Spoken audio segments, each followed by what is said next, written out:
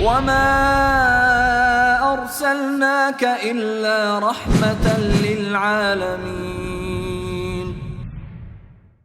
السلام علیکم ورحمۃ اللہ وبرکاتہ۔ ان الحمد للہ والصلاة والسلام علی رسول اللہ واشہد ان لا الہ الا اللہ وحدہ لا شریک لہ واشہد ان محمدا عبدہ ورسولہ اما بعد۔ وقال اللہ تبارک وتعالی لقد کان لکم فی رسول اللہ اسوۃ حسنہ لمن کان یرجو اللہ والیوم الآخر وذکر اللہ کثیرا۔ رب اشرح لی صدری ویسر لی امری واحلل عقدۃ من لسانی یفقہوا قولی۔ سیرت امام اعظم محمد رسول اللہ صلی اللہ علیہ وسلم کے اس سلسلہ درس میں آج ہم ایک واقعے کو سنیں گے اور اس کا عنوان ہے بحیرہ راہب سے ملاقات، اللہ کے نبی صلی اللہ علیہ وسلم کی۔ اللہ کے نبی کی سیرت میں جو واقعات بہت زیادہ مشہور ہے ان میں سے یہ بھی ایک واقعہ ہے۔ اس لیے اس کے مشہور ہونے کی ایک خاص وجہ ہے، اور اس سے پہلے کہ ہم اس واقعے کو سنیں ضروری معلوم ہوتا ہے کہ اس کے مشہور ہونے کی وجہ اور اسی کے ساتھ ساتھ اس کو جاننا، اس کی اہمیت، اس عنوان کی، اللہ کے نبی کی سیرت میں اس عنوان کی جو علیحدہ سے اہمیت ہے وہ ہمارے لیے اجاگر ہو جائے۔ سب سے پہلے تو یہ بات آپ دیکھیں کہ عموماً جو مسلمان سیرت کی کتابوں میں سب سے زیادہ جس کو ریفر کرتے ہیں، ایک عام آدمی، لے مین، ایک مسلمان عام جو ہے وہ جب نبی کی سیرت کو پڑھتا ہے تو اس کے لیے اللہ تعالیٰ نے الرحیق المختوم کو ایک قبول عام دیا، اور اس میں بھی اس واقعے کو نقل کیا گیا، اور اس طرح سے کہ اس واقعے کو لے کر ایک ریمارک کے ساتھ میں کہ اس واقعے کو لے کر بعض روایات جو ہے وہ اس کی اسنادی حیثیت مشکوک ہے۔ اس کے ساتھ، اس کو کہنے کے ساتھ جو ہے وہ صفی الرحمن مبارک پوری رحمہ اللہ نے اس واقعے کو نقل کیا۔ اس سے معلوم ہوتا ہے کہ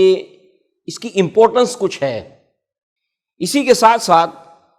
جو قدیم ترین کتاب ہے سیرت کے اوپر، سیرت ابن ہشام، اس کے اندر یہ واقعہ نقل ہے، اور اس کے بعد سیرت ابن اسحاق جو ہے وہ انہوں نے سیرت ابن ہشام کو اس کو تخریج کر کے اس میں سے بہت سی چیزوں کو علیحدہ کیا، مگر یہ واقعہ دونوں کتابوں کے اندر موجود ہے۔ سیرت ابن اسحاق میں یہ موجود ہے، اس کو اس سے علیحدہ نہیں کیا گیا، بحیرہ راہب سے ملاقات والا واقعہ۔ اسی کے ساتھ ساتھ اطلس سیرت النبوی، اس میں بھی یہ واقعہ موجود ہے جو دارالسلام سے شائع شدہ ہے، اور ہر مسلمان جو جانتا ہے اس اشاعتی ادارے کو کہ کوئی بھی کتاب یہاں سے جب پبلش ہو کر نکلتی ہے تو سینکڑوں علماؤں کی نگاہوں سے ہو کر گزرتی ہے، اور اس حوالے سے اس میں بھی یہ واقعہ موجود ہے۔ میرے خیال سے آپ کے ذہن میں اس کی اہمیت یا علماء نے اس کو رکھے رہنے کی امپورٹنس کو جو مقام دیا، اس کو ہم سمجھ سکتے ہیں۔ اسی کے ساتھ ساتھ احادیث کی کتب کے اندر جامع ترمذی کے اندر یہ روایت موجود ہے، 3620 نمبر کی روایت۔ پھر بیہقی کے اندر دلائل النبوہ کے تحت اس روایت کو لایا گیا ہے، المستدرک للحاکم کے اندر یہ روایت موجود ہے، اور دلائل النبوہ لابی نعیم کے اندر یہ روایت موجود ہے۔ تو سیرت کی کتب کے اندر کچھ اہم کتابوں کے ناموں کے ساتھ زاد المعاد کے اندر بھی یہ روایت موجود ہے، علامہ ابن قیم رحمہ اللہ۔ اسی کے ساتھ ساتھ اس کے تعلق سے آپ دیکھیں کہ معجم الابدان، سائیکلوپیڈیا، وکیپیڈیا، اس کے علاوہ جو ہے وہ الاصابہ، اس کے اندر بھی یہ روایت موجود ہے، اگرچہ کہ اس کے اندر سے کچھ باتوں کو اس واقعے کے اندر کلام کرنے کے باوجود اس کو لایا گیا ہے۔ اس میں سے ایک مثال آپ کے سامنے رکھی گئی الرحیق المختوم کے حوالے سے، کہ اس میں اسنادی حیثیت سے کچھ مشکوک باتیں موجود ہونے کے باوجود، لہذا الاصابہ کے اندر جو بات رکھی گئی ہے، ریمارک ہے اس کے اندر، وہ یہ ہے کہ اس واقعے کے اندر بحیرہ راہب سے اللہ کے نبی کی ملاقات کے اندر ابو بکر صدیق کا آنا، ان کا ذکر، اور بلال رضی اللہ عنہما، ان دونوں صحابہ کرام کا ذکر جو ہے وہ یہ درست نہیں ہے۔ یعنی اس واقعے میں جب بحیرہ راہب کی ملاقات اللہ کے نبی صلی اللہ علیہ وسلم سے ہوئی ہے، اس ملاقات کے اندر جو جو لوگ موجود ہیں، اس کے اندر ابو بکر کا موجود ہونا اور بلال رضی اللہ عنہما کا موجود رہنا اس ایونٹ کے اندر، یہ درست نہیں ہے۔ کہتے ہیں کہ اس کے علاوہ اور کوئی اس کے اندر کمزوری، ضعف اور سقم سند کے اعتبار سے نظر نہیں آتا۔ اسی بات کو البانی رحمہ اللہ بھی کہتے ہیں کہ اس کے اندر ابو بکر صدیق کی موجودگی اس واقعے میں اور بلال رضی اللہ عنہما، ان دونوں صحابہ کی موجودگی جو ہے وہ، اس کے علاوہ انہوں نے حاکم کی روایت کو جو ہے وہ درست صحیح قرار دیا۔ ترمذی کے واقعے کو لے کر اس میں کچھ ضعف ہے، مگر حاکم کی روایت کو انہوں نے درست قرار دیا، اور بعض محققین نے حاکم کی اس روایت کو بخاری اور مسلم کے معیار کے اوپر، اس کے اصولوں کے اوپر جو ہے وہ اس کو پایا ہے۔ لہذا اس طرح سے یہ کچھ باتیں سامنے آنے کے بعد کچھ نہ کچھ اس کی امپورٹنس، اس کی اہمیت ذہن میں اجاگر ہوگی، اور جیسے جیسے ہم اس عنوان کو لے کر آگے بڑھیں گے بات واضح ہوتی چلی جائے گی۔ اس واقعے کو محدثین نے، محققین نے اللہ کے نبی صلی اللہ علیہ وسلم کے نبی اور رسول ہونے کی دلیل کے طور پر لائے ہیں۔ یہ دلیل ہے اس بات کی، بحیرہ راہب سے ملاقات آپ کی ہونا، یہ دلیل ہے اس بات کی کہ آپ اللہ کے نبی ہیں، یہ ثبوت ہے اس بات کا، یہ دلیل ہے اس بات کی۔ اس حوالے سے آپ دیکھیں کہ اس میں یہ بھی ہم کو پتہ چلتا ہے کہ بحیرہ کے نام سے وہ مشہور ہے راہب اہل کتاب میں سے، مگر اس کا اصل نام تھا جرجیس۔ تو اس طرح سے ابن کثیر بھی اس واقعے کو لائے ہیں البدایہ والنہایہ میں، سیرت ابن اسحاق میں، سیرت ابن ہشام میں ہے۔ پھر علماء کرام نے اس واقعے کے ساتھ ساتھ جب اس کے اوپر بحث کی ہے، اس کے اوپر جب قلم چلایا ہے،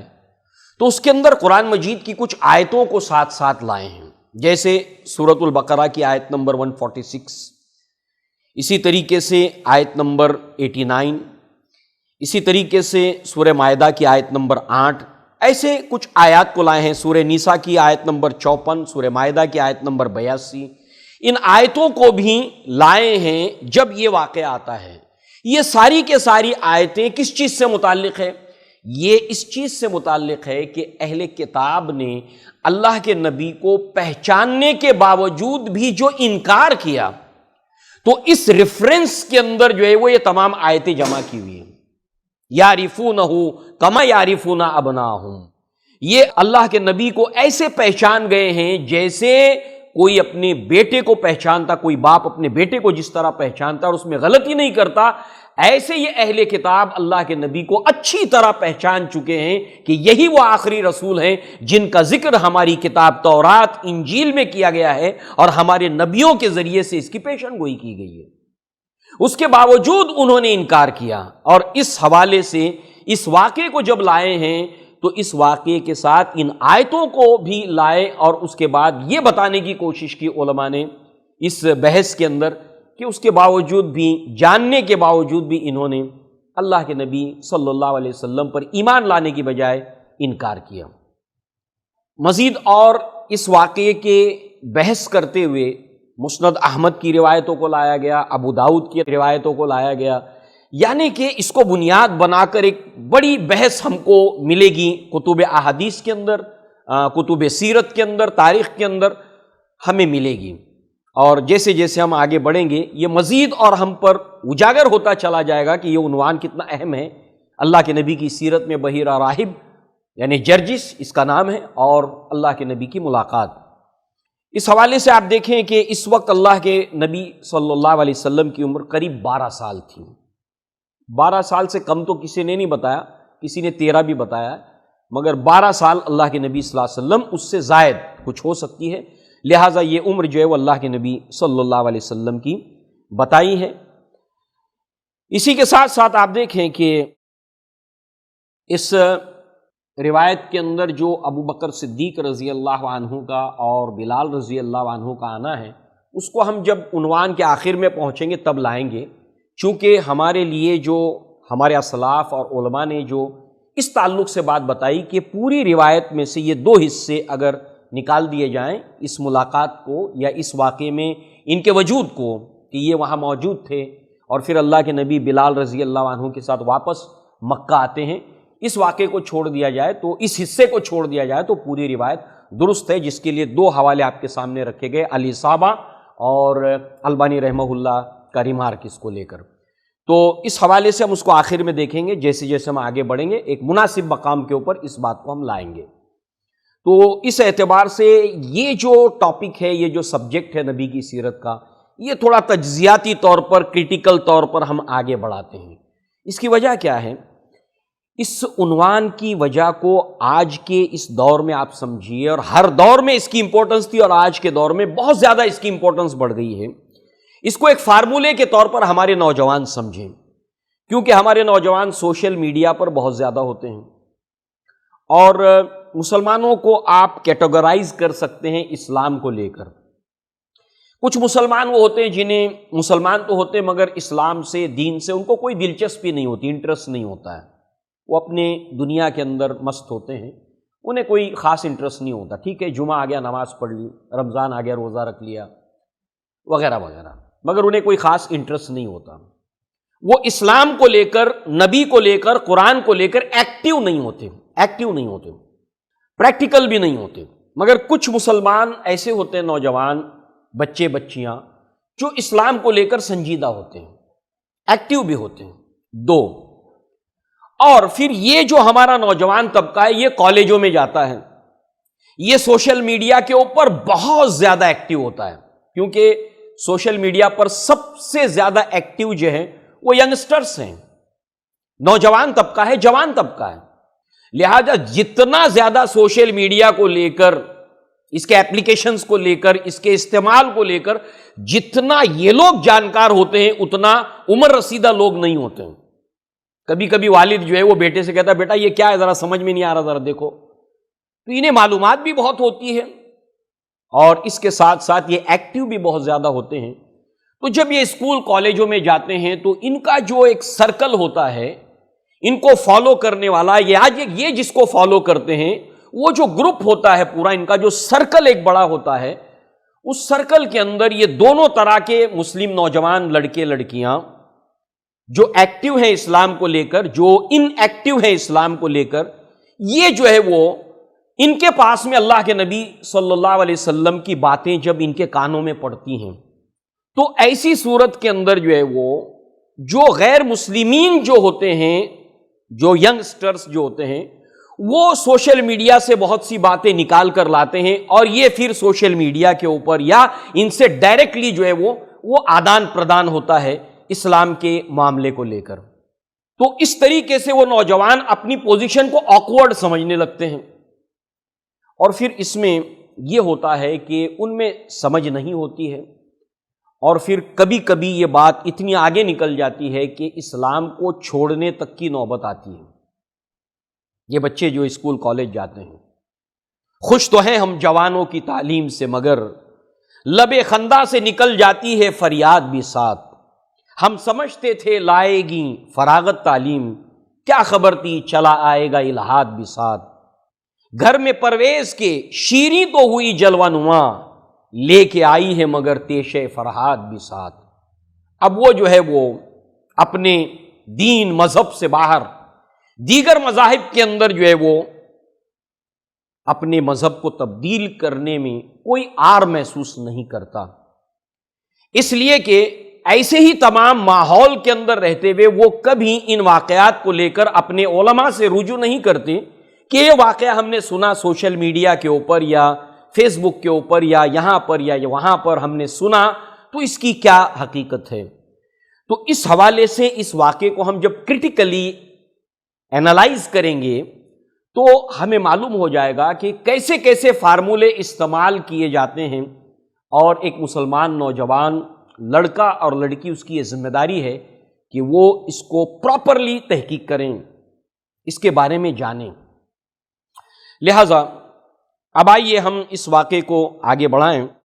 اس کے پہلے حصے کے اندر، اس پورے واقعے کو جب ہم ساری جگہ سے کلیکٹ کرتے ہیں تو اس کا پہلا حصہ جو ہے وہ بنتا ہے، اللہ کے نبی 12 سال کے تھے اور ابو طالب تجارتی قافلہ شام کی طرف جا رہا تھا، اور ابو طالب شام کی طرف جانے کی تیاریاں کر رہے تھے، اور اللہ کے نبی آپ کے ساتھ جانا چاہتے تھے، آپ کے ساتھ رہنے کو آپ پسند فرماتے تھے۔ ابو طالب بھی اللہ کے نبی کو اپنے ساتھ رکھنے کو پسند فرماتے تھے، لہٰذا ابو طالب نہیں لے جانا چاہتے تھے اللہ کے نبی صلی اللہ علیہ وسلم کو، چھوٹے ہونے کی وجہ سے یا سفر کی تکلیفیں انہیں ہوں گی، اس تکلیف کو سوچ کر ابو طالب اللہ کے نبی کو لے جانے سے رک رہے تھے۔ اس اعتبار سے جب اللہ کے نبی کے چہرے کے اوپر جو ہے وہ کرب جدائی کے، یعنی کہ جدائی کے غم کے کچھ آثار دیکھے ابو طالب نے، تو پھر لے جانے پر آمادہ ہو گئے۔ تو اس طریقے سے یہ قافلہ جو تجارتی قافلہ تھا شام کی طرف چل پڑا، اور شام کا ایک شہر بصرہ، یہاں پر جو ہے وہ اس بحیرہ راہب کے ساتھ اللہ کے نبی صلی اللہ علیہ وسلم کی ملاقات ہوتی ہے، جس کا نام جرجس ہے، اصل نام اس کا جرجس ہے، اور بحیرہ کے نام سے یہ مشہور ہے۔ سیرت کی کتابوں کے اندر، احادیث کی کتب کے اندر اس کا نام آتا ضرور ہے۔ جن جن اہل کتاب راہبوں کا نام آتا ہے اس میں ایک ورقہ ابن نوفل بھی ہیں، ایک یہ بھی ہے، ایسے کچھ راہبوں کا، کچھ عالموں کا یہود کے تذکرہ ملتا ہے نبوت کے پہلے کے زمانے میں، نبوت کے بعد میں بھی ملتا ہے، نبوت کے پہلے کے زمانے میں۔ تو یہ اس کا پہلا حصہ ہے، شام کی طرف سفر ہو رہا ہے، اور اس سفر کے دوران بحیرہ راہب سے بصرہ اس شہر کے مقام کے اوپر اللہ کے نبی کی ملاقات ہوتی ہے اس راہب سے۔ اس واقعے کا دوسرا حصہ، اب قریش ہمیشہ جب بھی شام کی طرف تجارت کے لیے جاتا قریش کا قافلہ، تو ان کا یہ ایک جنکشن تھا، ایک اسٹیشن تھا جہاں پر وہ رکتے ضرور تھے، یہاں پر ہالٹ کرتے ضرور تھے، یعنی شام جاتے ہوئے جو جو جگہیں ان کے ہالٹ کرنے کی تھیں ان میں سے مدینہ بھی تھا، اور انہی مقامات میں سے ایک بصرہ شہر بھی تھا، یہاں پر وہ رکتے ضرور تھے، تھوڑا رکے، کچھ کاروبار کیا، ٹھہرے، اور اس کے بعد کچھ یہاں پر آرام کیا، آگے بڑھنے سے پہلے دم لیا، پھر آگے بڑھتے۔ تو اس طریقے سے ان کی عادت تھی، مگر جب بھی وہ یہاں سے گزرتے، آج تک کبھی بھی اس راہب نے ان سے ملاقات نہیں کی تھی۔ یہ زیادہ تر اپنے گرجا میں رہتا تھا، عبادت کرتا تھا، بہت کم باہر نکلتا تھا،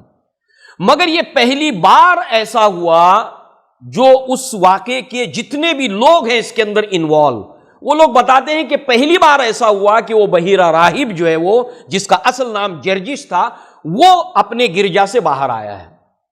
اور باہر آنے کے بعد جو ہے وہ اس نے قریش کے لوگوں سے کچھ گفتگو کی، کچھ کنورسیشن کیا۔ بہرحال ان میں سے وہ تمام چیزوں کو ہم حذف کر دیتے ہیں جو آتھینٹسٹی کے اعتبار سے جو ہے وہ اس کے اوپر بہت سی باتیں ہیں، یا وہ صرف تاریخ کا حصہ ہے یا سیرت کی کتب کے اندر ہے، مگر ان چیزوں پر ہم فوکس کریں گے جو احادیث میں آیا ہے۔ تو لہٰذا اس نے جو ہے وہ اللہ کے نبی صلی اللہ علیہ وسلم کے تعلق سے تجسس کا اظہار کیا۔ کنورسیشن کے اندر وہ بہت کریوسٹی تھی اس کو اللہ کے نبی صلی اللہ علیہ وسلم کو لے کر، اور آپ کے بارے میں ہی کچھ سوالات وہ کرتا تھا۔ لہٰذا جب اللہ کے نبی سے اس کی ملاقات ہوتی ہے تو وہ اللہ کے نبی کا ہاتھ تھام کر لے جاتا ہے۔ کنورسیشن میں جو اس نے سوالات پوچھے ہیں اس کو بھی آپ سامنے رکھیے کہ کتنے دلچسپ ہیں، اور ہمارے اسلاف اور محدثین اس کو دلائل النبوہ میں لائے ہیں۔ وہ سوال پوچھتا ہے کہ اس بچے کے والد کون ہیں؟ تو ابو طالب کہتے ہیں کہ میں اس کا والد ہوں، چونکہ ہم اس سے پہلے سیرت میں دیکھ چکے ہیں عبد المطلب نے بھی اپنے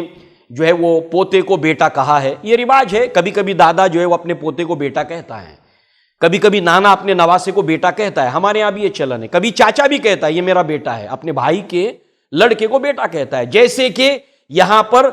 شیبہ کے متعلق کہ جب مدینہ سے لے کر آنے لگے مطلب اس کو، تو لوگوں نے کہا یہ مطلب کا بیٹا ہے، تو وہ اسی نام سے مشہور ہو گئے، مطلب کے بیٹے کے نام سے ہی مشہور ہو گئے، مگر وہ ان کے بیٹے نہیں تھے، تو لہٰذا اس اعتبار سے ان کے بھائی کے بیٹے تھے، تو انہوں نے کہا کہ میں اس کا والد ہوں۔ کہا یہ نہیں ہو سکتا، یہ غلط ہے، کیونکہ اللہ کے نبی کا یتیم ہونا یہ ان کی پیشن گوئیوں میں تھا، تو جب یتیم ہے تو ظاہر سی بات ہے کہ ان کے والد نہیں ہو سکتے، تو کہا کہ نہیں میں ان کا چاچا ہوں، اس معنی میں انہوں نے کہا کہ وہ چاچا تھے مگر میرا بیٹا یہی ہے، انہوں نے اس کو سنجیدگی سے نہیں لیا۔ بہرحال اس کے بعد جو ہے وہ اس راہب نے، بحیرہ راہب نے کہا ھذا سید العالمین، یہ تمام عالمین کے سردار ہوں گے، ھذا رسول رب العالمین، یہ رب العالمین کے رسول ہوں گے، یبعثہ اللہ رحمت للعالمین، اللہ تعالیٰ انہیں مبعوث کرے گا رحمت للعالمین بنا کر، یعنی سید العالمین، رسول رب العالمین اور رحمت للعالمین، یہ ساری صفات اللہ کے رسول کی پچھلی کتابوں کے اندر بحیثیت آپ کے پیشن گوئی کے پیش کی گئی تھی، پیشن گوئی کے طور پر یہ صفات آپ کی پیش کی گئی تھی، اور یہ کلمات حاکم میں بھی آئے ہیں، یہ کلمات ترمذی میں بھی آئے ہیں، اور حاکم کی روایت کو البانی رحمہ اللہ نے صحیح قرار دیا ان دو چیزوں کو الگ کرنے کے سوا، اور الاصابہ میں بھی ابو بکر کا معاملہ اور بلال رضی اللہ عنہما، ان دو صحابہ کے معاملے کو چھوڑ کر آگے اس کی بات آئے گی۔ لہذا یہاں پر آپ دیکھیں کہ اس واقعے کی امپورٹنس اس لیے بھی ہے کہ اب یہاں پر ہم تھوڑا مستشرقین کا اینگل شامل کرتے ہیں۔ مستشرقین نے اس کے اندر سے اس واقعے کو اٹھا کر یہ ثابت کرنے کی کوشش کی ہے کہ جو کچھ اللہ کے نبی نے پیش کیا ہے علم اور نالج، وہ سب کا سب بحیرہ راہب سے انہوں نے سیکھا تھا، اور اس کو لے کر بہت انہوں نے صفحات کو جو ہے وہ سیاہ کیا ہے، بہت کچھ لکھا ہے اس کے اوپر، اور یہ ثابت کرنے کی کوشش کی ہے کہ بحیرہ راہب چونکہ نصارہ تھا، کرسچن تھا، اور انہوں نے ہی جو ہے وہ اللہ کے نبی صلی اللہ علیہ وسلم کو سکھایا تھا اس واقعے کو اٹھا کر۔ اور اس حوالے سے آپ دیکھیں کہ الحمدللہ ہمارے اسلاف نے اس کا اس دور سے لے کر آج تک ایسا زبردست جواب دیا ہے۔ یہ بات اور ہے کہ ہمارے نوجوان اسلام میں دلچسپی نہ رکھنے کی وجہ سے نہ اللہ کے نبی کی سیرت کو پڑھتے ہیں، سنتے ہیں، نہ ہی اللہ کے نبی کی سنت کو جاننے کی کوشش کرتے ہیں، نہ دین اسلام میں دلچسپی لیتے ہیں۔ وہ طبقہ نوجوانوں کا جو انٹرسٹ نہیں لیتا، الحمدللہ جو لیتا ہے وہ بھی اس کو لے کر پریشان ہو جاتا ہے، اور اس طریقے سے ایک موقف کے جہاں پر ایسی کوئی بات آ گئی تو اس کو چھوڑ ہی دو، تو لہٰذا یہ صحیح نہیں ہے، یہ روایت صحیح نہیں ہے، اس طریقے سے اس سے پلہ جھاڑ لیتے ہیں۔ تو لہٰذا جو ہے وہ یہاں پر اسی لیے یہ دو مثالیں سامنے رکھی گئی کہ البانی رحمہ اللہ نے اس کو صحیح قرار دیا سوائے اس میں کہ ایک حصے کو چھوڑ کر۔ اب یہاں پر آپ دیکھیے کہ تیسرا حصہ اس واقعے کا، لہٰذا اس نے قریش نے بحیرہ راہب سے سوال پوچھا کہ آپ کیسے یہ بات کہہ سکتے ہیں، آپ کیسے جانتے ہیں اس بات کو؟ تو فقال لہ اشیاخ من قریش ما علمک، آپ کو کیسے معلوم؟ قریش کے بڑے بڑے لوگوں میں سے انہوں نے بحیرہ راہب کو پوچھا کہ آپ کیسے یہ بتا سکتے، آپ کو کیسے معلوم ہے؟ اس نے جواب دیا انکم ہینا اشرفتم من العقبۃ لم یبقى شجر ولا حجر الا خر ساجدا ولا يسجدان الا لنبی وانی اعرفہ بخاتم النبوۃ اسفل من، کہ اس نے جو اس کا جواب دیا کہ یہاں پر کوئی ایسا درخت اور پتھر نہیں تھا جو جھکا نہ ہو رسول کے لیے، اس شخصیت کے لیے، اور شجر اور حجر جو ہوتے ہیں وہ صرف ایسا کرتے ہیں کسی نبی اور رسول کے لیے، نبی اور رسول کے سوا اور وہ کسی کے لیے ایسا نہیں کرتے، اور دوسرے ان کے دونوں کاندھوں کے درمیان وہ نبوت کی مہر ہے، اور یہاں پر اس نے کہا مثل التفاح، یعنی کہ سیب کی مانند۔ تو یہاں پر اس سے پہلے ہم نے جب اللہ کے نبی صلی اللہ علیہ وسلم کی مہر کا مستقل طور پر درس کے اندر یہ بات سن کر آئے ہیں کہ جس کسی نے اس مہر کو دیکھا، کسی نے کبوتری کے انڈے سے اس کو تشبیہ دی، کسی نے کسی چیز سے اس کو ایگزامپل دیا. ہر انسان کا اپنا علم ہوتا ہے اور لوگوں کو سمجھانے کے لیے وہ تشبیہ دیتا ہے. تو اس نے اس کو جو ہے وہ چھوٹے سیب کے پھل چھوٹے حصے کے جو چھوٹی حالت میں ہوتا ہے اس حصے سے اس نے اس کو تعبیر کیا کہ اس طرح کی مہر جو ہے وہ، یا اس طرح کی جسامت کی طرح سے، یا اس طرح کے رنگ کی طرح سے، وہ جو ابری ہوئی چیز تھی سیاہ شکل کے اندر. تو اب وہ تشبیہ جب ہوتی ہے تو اس میں کتنی باتیں مماثلت کرتی ہیں جس سے تمثیل دی گئی ہے. یہ ایک ادبی کام ہوتا ہے، ایک علمی کام ہوتا ہے کہ رنگ کے اعتبار سے، جسامت کے اعتبار سے، یا اس کی جو صورت ہے اس اعتبار سے. تو لہٰذا جو ہے وہ اس نے اس سے تشبیہ دی. اب ہمارے لیے یہ تعجب کی بات اس لیے نہیں ہے کہ اللہ کے نبی صلی اللہ علیہ وسلم کو پتھروں کا سلام کرنا یا درختوں کا سلام کرنا نبوت سے پہلے، یہ کوئی ہمارے لیے ایک ایسی بات نہیں ہے کہ یہ جو پہلی بات ہو، بلکہ اس سے مماثلت کرتی ہوئی، اس کی توثیق کرتی ہوئی دوسری روایات موجود ہیں جو بہت ہی زیادہ اوتھینٹک ہیں. اس میں مسلم شریف کی ایک روایت ہے جو کتاب فضل النبی صلی اللہ علیہ وسلم کے اندر موجود ہے، جس میں جابر ابن عبداللہ رضی اللہ عنہ فرماتے ہیں قال رسول اللہ صلی اللہ علیہ وسلم انی لعارف حجرا بمکہ کان یسلم علی قبل انی لعارف الان. کہتے ہیں کہ میں اس پتھر کو مکہ کے جانتا ہوں جو نبوت سے پہلے مجھے سلام کیا کرتا تھا، اور آج بھی میں جانتا ہوں وہ پتھر کون سا ہے. تو ظاہر سی بات ہے کہ ہر مسلمان نے یہ بات درختوں کو لے کر، نبی کے معجزات کو، نبی صلی اللہ علیہ وسلم کے معجزات کو لے کر، یا پیشن گوئیوں کو لے کر، پتھروں کا معاملہ ہو یا دیگر چیزوں کا معاملہ ہو، اوتھینٹک روایتوں کے اندر کثرت کے ساتھ میں یہ چیزیں موجود ہیں. تو یہ کوئی اکلوتا یا انوکھا واقعہ نہیں ہے کہ بحیرہ راہب کہہ رہا ہے کہ پتھروں نے اور درختوں نے آپ کو سلام کیا یا جھکے آپ کے لیے، اور یہ صرف نبی کے لیے کرتے ہیں، نبی کے علاوہ کسی کے لیے نہیں کرتے. یہ اس نے دلیل دی قریش کے سوال پوچھنے کے اوپر. لہٰذا اب آپ دیکھیں کہ ہمارا اس کو جو کرٹیکل انالیسس ہم کر رہے ہیں، اس کے اندر مستشرقین کا معاملہ جو ہوتا ہے، مستشرق جو ہے وہ ایک ٹرمینالوجی ہے. ہمارے نوجوان جانے کے کس کو کہتے ہیں مستشرق؟ مستشرق اس کو کہتے ہیں کہ یورپی دنیا کے اندر، امریکن دنیا کے اندر، یا عیسائی دنیا کے اندر، یا یہودی دنیا کے اندر ان لوگوں نے اسلام کو ٹارگٹ کرتے ہوئے، اسلام کو بدنام کرنے کے مقصد سے اتنا کیپٹل خرچ کیا ہے، اتنا پیسہ خرچ کیا ہے کہ مورخین بتاتے ہیں کہ اس کا budget first world war and second world war کے بجٹ سے زیادہ ہے، اور مسلسل آج تک یہ کام جاری ہے. اسلامو فوبیا کریٹ کرنا ہو، اللہ کے نبی صلی اللہ علیہ وسلم کے بارے میں کچھ کہنا ہو، نبی صلی اللہ علیہ وسلم کے اوپر فلمیں بنانا ہو، ڈاکیومنٹری بنانا ہو، یہ سلسلہ جاری تھا، ہے اور رہے گا. تو کیا مسلمانوں کی کوئی ذمہ داری نہیں بنتی ہے؟ ہماری اتنی بھی ذمہ داری نہیں بنتی ہے کہ جو نبی صلی اللہ علیہ وسلم کے دفاع کرنے کا معاملہ ہے اس کو سرکولیٹ کریں، اس کو پھیلائیں کہ صحیح بات لوگوں تک پہنچے. ہمارے پاس اتنا بھی وقت نہیں ہے.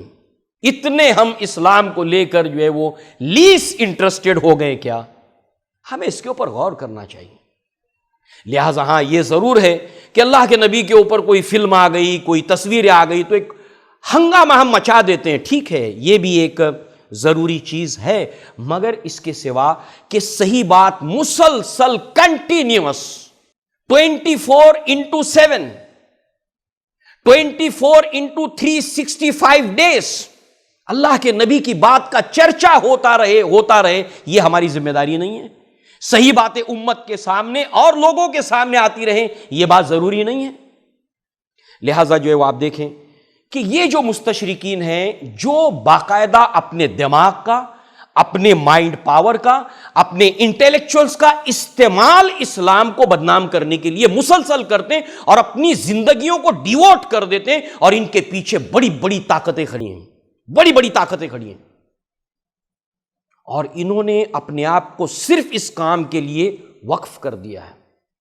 اب ان سے پوچھا جائے، ہمارے نوجوان ان سے پوچھیں، جب کوئی ان سے آن لائن بات کریں، جب وہ آن لائن چیٹ کریں، جب وہ نوجوانوں سے کالجوں میں بات کریں، تو وہ ان سے سوال کریں کہ کیا عیسیٰ علیہ السلام نے بچپن میں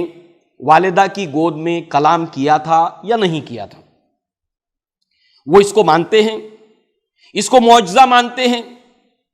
تو ظاہر سی بات ہے کہ ایک نبی کے لیے وہ معجزہ مانتے ہیں اور دوسرے نبی کے لیے معجزہ نہیں مانتے۔ ٹھیک ہے، اللہ کے رسول صلی اللہ علیہ وسلم کو نبی ماننے سے وہ انکار کرتے ہیں، مگر معجزہ تو وہ تسلیم کرتے ہیں کہ معجزہ ہوتا ہے، میریکل ہوتا ہے۔ موسیٰ علیہ السلام کے ہاتھوں میریکلز ہوئے ہیں، عیسیٰ علیہ السلام کے ہاتھوں میریکلز ہوئے ہیں۔ اسی طریقے سے موسیٰ علیہ السلام کا وہ عصا ہے جس سے انہوں نے دریا کو پار کیا۔ ان یہودیوں سے سوال پوچھے، کیا آپ میریکل کو مانتے ہو موسیٰ علیہ السلام کے؟ کیا آپ اس بات کو مانتے ہو کہ نبی کے ساتھ میں میریکل ہوتا ہے؟ تو ظاہر سی بات ہے کہ جب کسی چیز کے مابین اہل کتاب کا یہ ایک فتنہ تھا ہے کہ وہ نبیوں کے بیچ تفرقہ کرتے ہیں، تفریق بین الانبیاء، مگر مسلمانوں کا معاملہ یہ ہے، جواب ہمارے نوجوان کا یہ ہونا چاہیے کہ جب آپ موسیٰ علیہ السلام کو مانتے ہو، عیسیٰ علیہ السلام کو مانتے ہو، نبیوں کو مانتے ہو، ان کے معجزات کو مانتے ہو کہ ان کے ساتھ معجزہ ہوتا ہے، اتنی بات تو مانتے ہو،